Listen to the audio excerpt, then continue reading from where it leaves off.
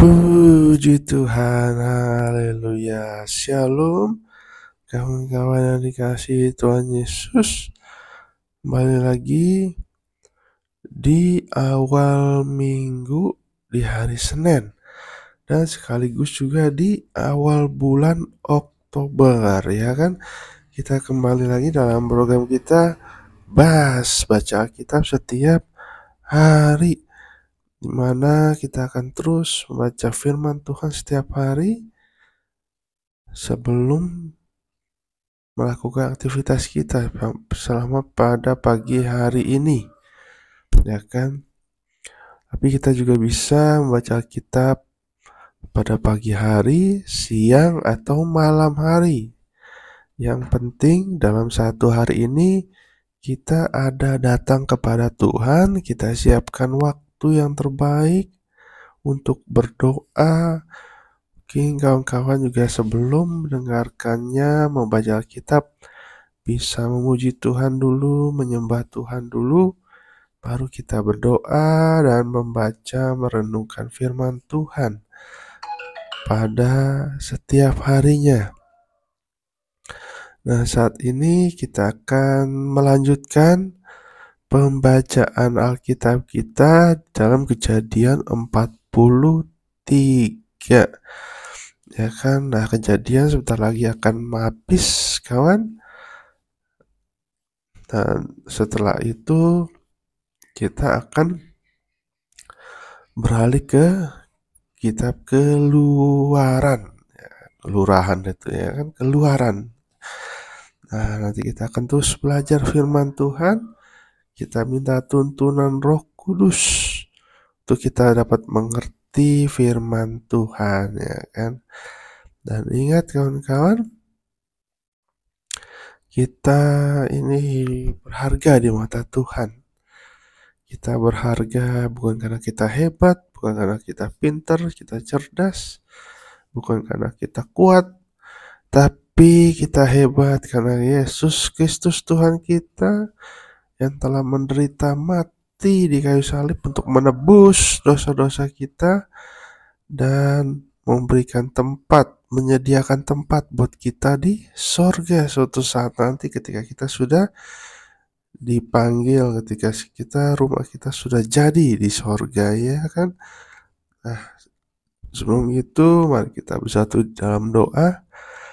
Allah Bapa kami tata dalam kerajaan surga, Tuhan Yesus Kristus, kami bersyukur Tuhan karena Kau masih memberikan kesempatan kami untuk merenungkan firman Tuhan, membaca firman Tuhan setiap hari, ya Bapak. Dan khususnya hari ini hari Senin, kami akan membaca lagi, merenungkan firman Tuhan, melanjutkan pembacaan kami di hari sebelumnya.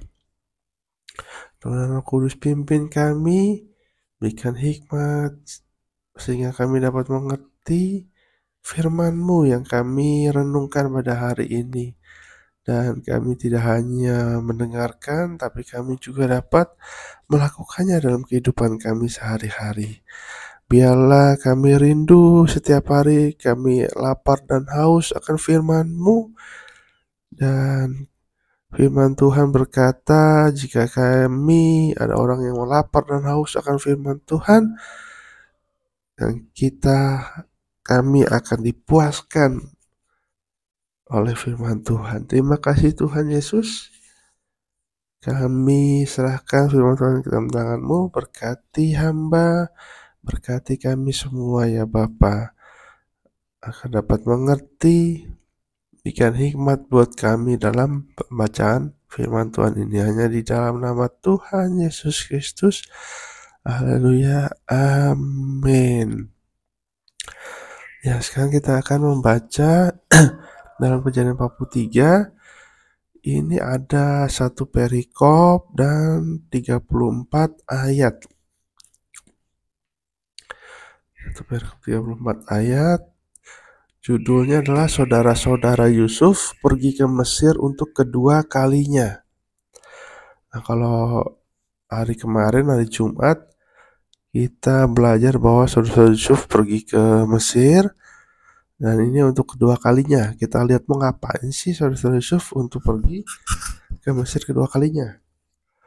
Ayat 1, tetapi hebat sekali kelaparan di negeri itu, dan setelah gandum yang dibawa mereka dari Mesir habis dimakan, berkatalah ayah mereka, pergilah pula membeli sedikit bahan makanan untuk kita.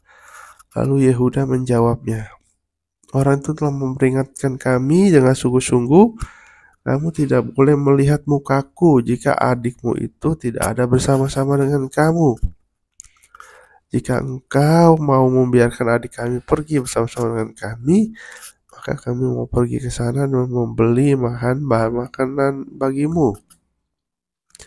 Tetapi jika engkau tidak mau membiarkan dia pergi, maka kami tidak akan pergi ke sana.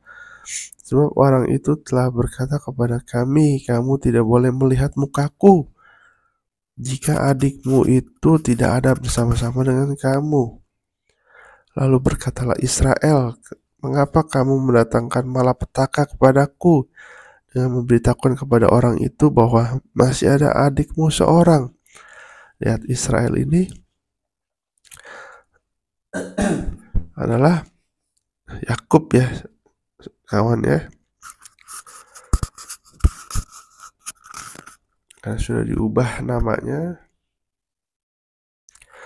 Jawab mereka, orang itu telah menanyai kami dengan seksama tentang kami sendiri dan tentang sanak saudara kita. Masih hidupkah ayahmu? Adakah adikmu lagi? Dan kami telah memberitahukan semuanya kepadanya seperti yang sebenarnya. Bagaimana kami dapat menduga bahwa ia akan berkata, bawalah kemari adikmu itu. Lalu berkatalah Yehuda kepada Israel ayahnya, biarkanlah anak itu pergi bersama-sama dengan aku, maka kami akan bersiap dan pergi, supaya kita tetap hidup dan jangan mati, baik kami maupun engkau dan anak-anak kami. Akulah yang menanggung dia. Engkau boleh menuntut dia daripadaku, jika aku tidak membawa dia kepadamu dan menempatkan dia di depanmu, maka akulah yang berdosa terhadap engkau untuk selama-lamanya. Jika kita tidak berlambat-lambat, maka tentulah kami sekarang sudah 2 kali pulang. Lalu Israel ayah mereka berkata kepadanya, jika demikian perbuatlah begini, ambillah hasil yang terbaik dari negeri ini dalam tempat gandummu dan bawalah kepada orang itu sebagai persembahan, sedikit balsam dan sedikit madu, damar dan damar ladan, buah kemiri dan buah ladam. Dan bawalah uang 2 kali lipat bapaknya. Uang yang telah dikembalikan ke dalam mulut karung-karungmu itu haruslah kau membawa kembali, mungkin itu suatu kehilafan. Bawalah juga adikmu itu dan bersiaplah, dan kembalilah pula kepada orang itu. Allah yang Maha Kuasa kiranya membuat orang itu menaruh belas kasihan kepadamu, supaya ia membiarkan saudaramu yang lain itu beserta Benyamin kembali. Mengenai aku ini, jika terpaksa aku kehilangan anak-anakku, biarlah juga kehilangan. Lalu orang-orang itu mengambil persembahan itu dan mengambil uang 2 kali lipat bapaknya, beserta Benyamin juga. Mereka bersiap dan pergi ke Mesir. Kemudian berdirilah mereka di depan Yusuf.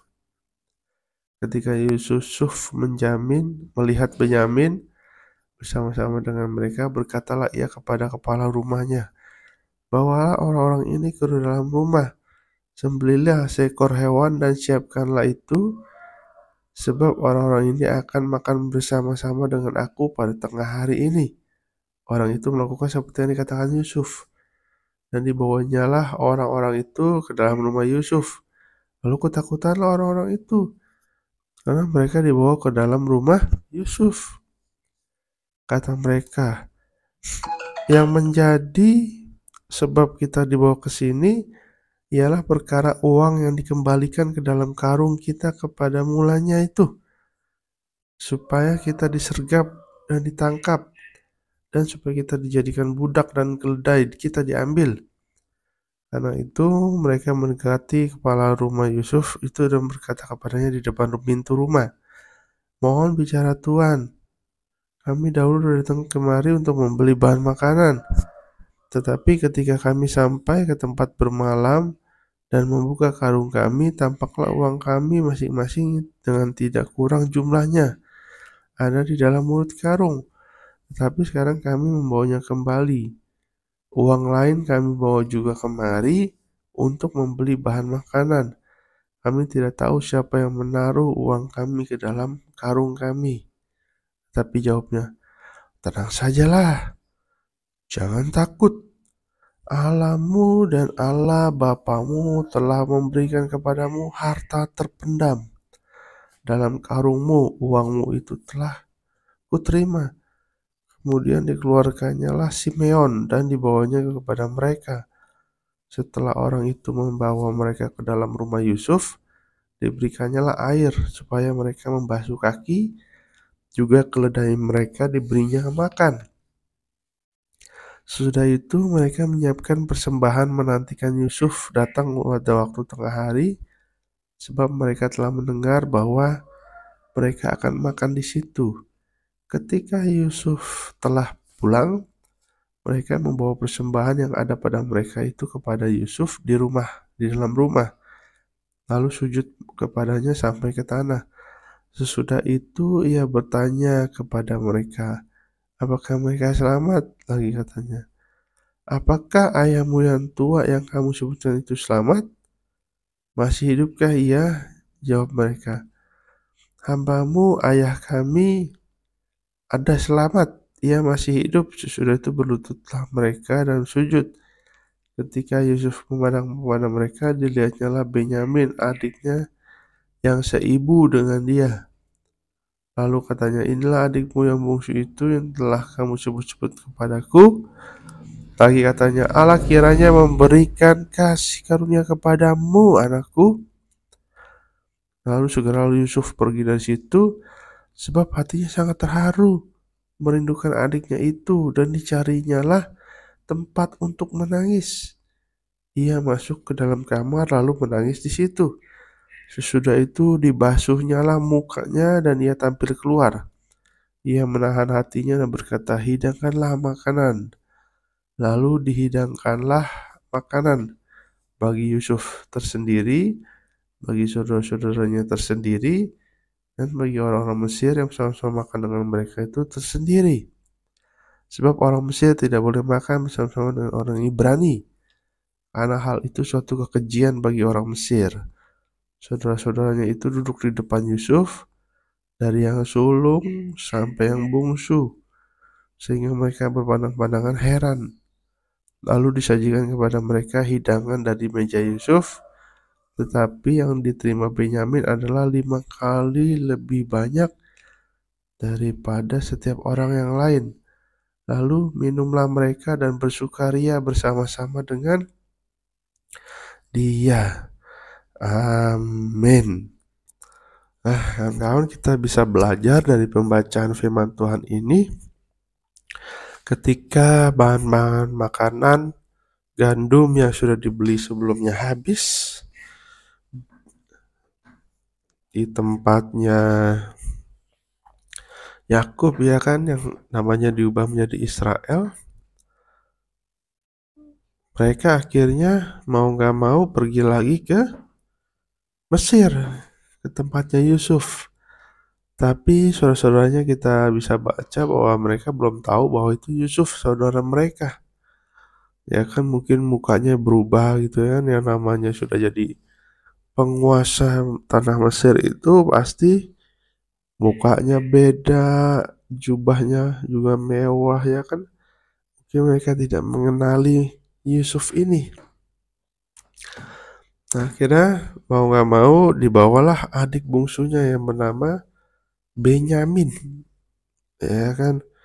Nah, di sini saya lihat bahwa Benyamin itu adalah adik seibunya Yusuf. Jadi masih ada darah orang tuanya, ayah dan ibunya, ya kan. Nah, saudara-saudara itu belum tahu dia bahwa itu Yusuf, maka mereka ketakutan. Wah, nanti sangkain kita akan dibunuh nih, ya kan. atau disiksa lagi. Mereka tidak paham, mereka tidak kenal siapa itu Yusuf. Ya kan, nah yang dapat kita pelajari, yang dapat kita ambil pelajaran dari perikop ini adalah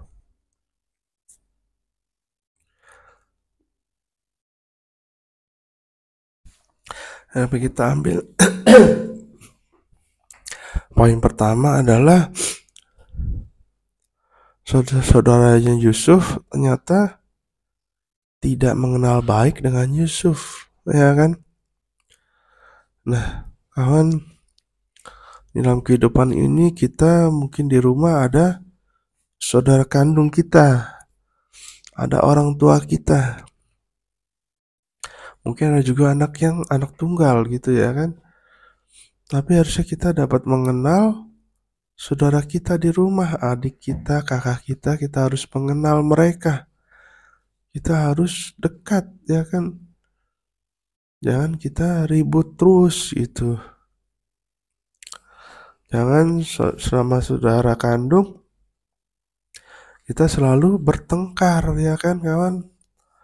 Jadi kita harus kan di dalam firman Tuhan juga ada. Jangan sampai kita membenci saudara kita, saudara kandung kita. Karena ada hukuman bagi kita jika saudara kita itu dimusuhi gitu ya kan.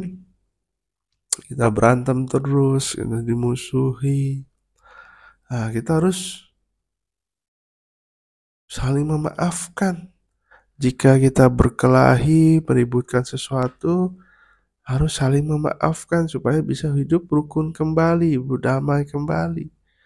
Karena itulah yang kehendak Tuhan, yang Tuhan mau dalam keluarga, dalam saudara kita, di dalam saudara kandung, orang tua, anak, semua harus rukun ya kan?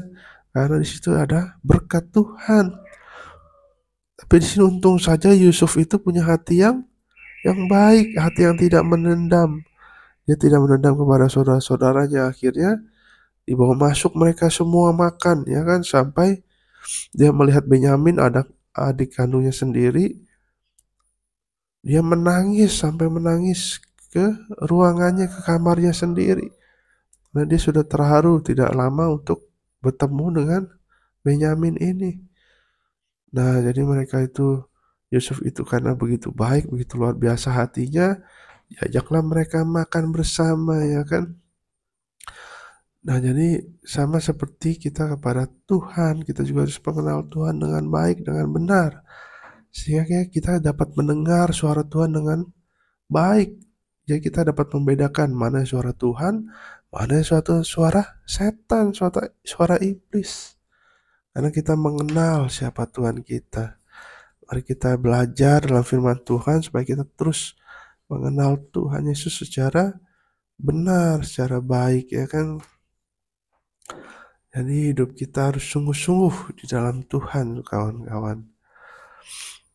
Biarlah firman Tuhan yang singkat ini mengingatkan kepada kita, yuk sesama saudara kandung di rumah, orang tua, anak-anak, ya kan, kita harus akur, harus damai, harus punya kasih, sukacita, bukan iri-irian, bukan dendam-dendaman gitu ya kan, supaya keluarga kita diberkati Tuhan, supaya ada kuasa Roh Kudus, ada berkat Tuhan, ada damai sejahtera Tuhan di dalam keluarga kita, sehingga kita menjadi berkat, supaya kita memancarkan terang kasih Tuhan Yesus ya kan.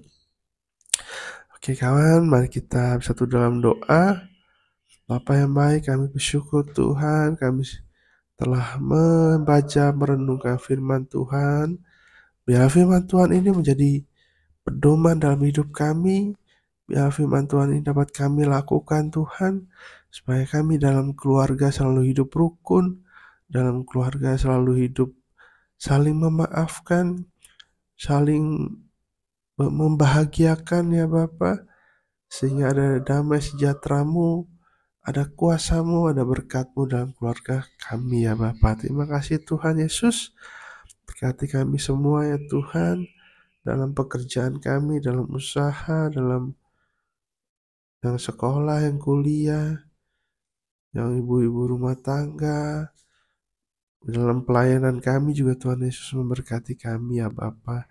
Tuhan pakai kami satu persatu, Tuhan bentuk kami, Tuhan perlengkapi kami, sehingga kami dapat menjadi hamba-hamba-Mu yang luar biasa yang dipakai oleh Engkau ya Bapa.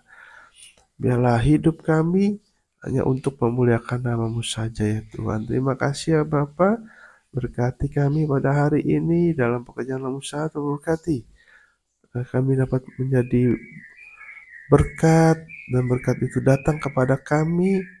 Hari ini adalah hari kemenangan, dan hari ini adalah hari kami bersama-sama dengan Yesus. Pengalaman-pengalaman mujizat-mujizat terjadi atas hidup kami. Terima kasih ya Bapa. Hanya di dalam nama Tuhan Yesus Kristus. Haleluya. Amin. Ya, saudara, terima kasih sudah bersama-sama dengan kita, bersama dengan kami. Kita bersama-sama merenungkan firman Tuhan, membaca firman Tuhan. Biarlah kita terus hidup haus dan lapar akan firman Tuhan, maka kita akan dipuaskan oleh firman Tuhan itu sendiri. Terima kasih yang belum subscribe, boleh di subscribe, di like, di share, dan komen. Tuhan Yesus memberkati kita semua. Bye.